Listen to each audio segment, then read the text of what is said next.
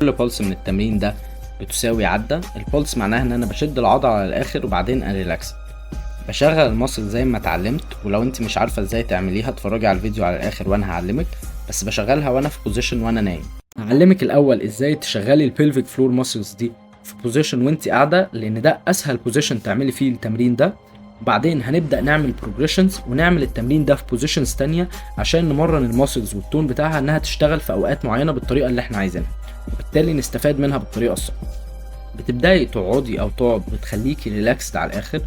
بعدين بنتخيل ان احنا بنحاول نمنع ان احنا نعمل ستول او نمنع ان احنا نعمل يورينيشن.